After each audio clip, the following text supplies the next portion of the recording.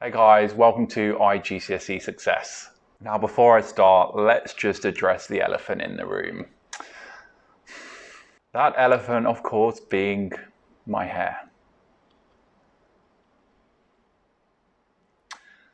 If lockdown has taught me anything, it's do not cut your own hair, guys. Just don't do it.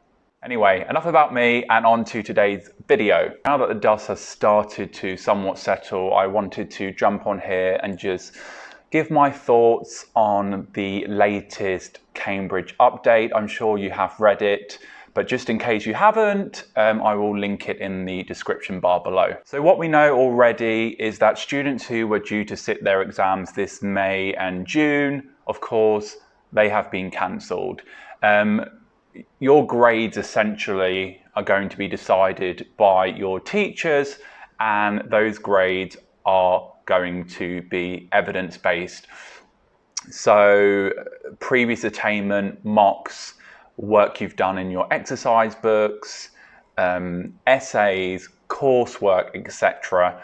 Everything essentially you have completed over the course of doing your GCSE, your IGCSEs or your Cambridge AS levels, A levels, will be considered to give you a grade which is accurate and fair and reflects the progress you have made and everything you have achieved over the 2 years. As well as it being evidence-based, Cambridge are also asking teachers to rank their students, and this is essentially going to help Cambridge standardize the results to ensure that there is not a spike of A stars or a spike of A's, and that there is, I guess, the normal distribution amongst the grades, and that whatever grades your school are proposing you deserve, it fits in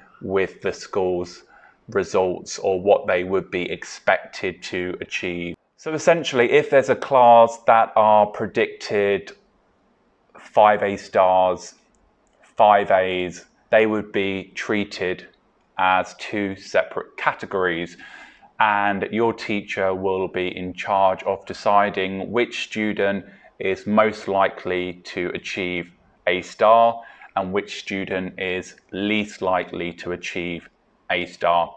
And the same with the cohort of students who would be predicted to get A's, most likely, least likely. And in doing so, it's going to make the job of standardizing the grades far easier for Cambridge. Say, for example, lowering a couple of students and perhaps bumping up a couple of students rather than dealing with a cohort that's, I don't know, has 100 pupils, for example. I don't know how I feel about it. You know, we spend 2 years putting our everything into ensuring that these students get the best grades that they possibly can. And particularly when we are faced with a Set 1 class, for example, who have been working so hard, and you are almost certain that, you know, these students are going to get the top grades, and then to have to go through the process of trying to argue why one is better than the other when the work they've produced has been incredible, really. It's not a very nice position, but you know, I get why it needs to be done. But obviously this is a really difficult job for Cambridge, and Cambridge have obviously recognized that some schools invariably are going to be far more generous than other schools.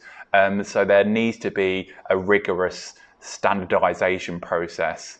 Otherwise, it's just going to be a mess, and students will not get fair and accurate results. This is also an incredibly difficult job for teachers, and please do not think, gosh, I'm the student who sits at the back who doesn't say anything, my teacher doesn't really know me, or you know, my teacher doesn't particularly like me, or my teacher's given me so many detentions.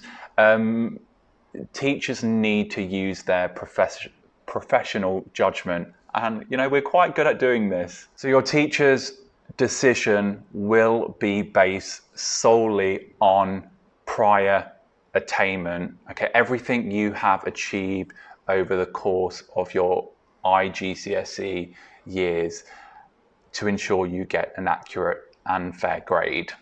Lastly, I hope that everyone enjoys their last week of half term and that you're all ready for some more home learning. As always, if you have any questions, please do leave them below.